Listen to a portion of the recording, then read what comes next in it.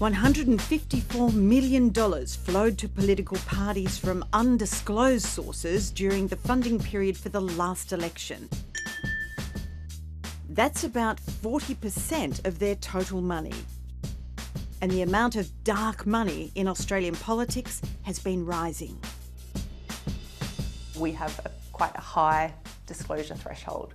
So parties only have to declare money for people giving over $13,800, and that's obviously, far beyond the capacity of an ordinary Australian to contribute to a political cause.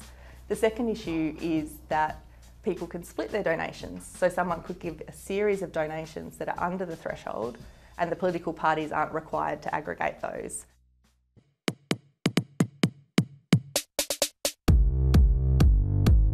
Pollies get all sorts of freebies, free air travel and tickets to events which they're obliged to declare.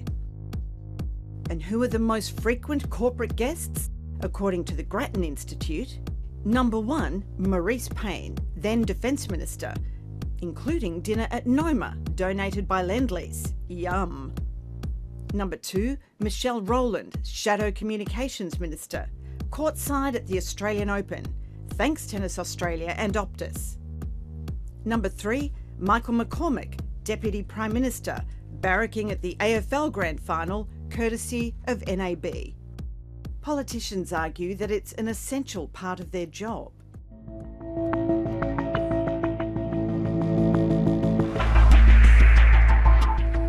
Nearly 40% of registered lobbyists are former government officials, and that number is growing. There's supposed to be an 18-month cooling-off period. But 8 prominent ministers moved much sooner, most saying that they wouldn't lobby former colleagues. The official lobbyist register doesn't even include members of peak industry bodies, and yet it's been estimated they spend up to $700 million on lobbying each year. There's certainly a question about whether our existing laws and regulations are tight enough to reassure us that policy is being made in the public interest and not for those special interests.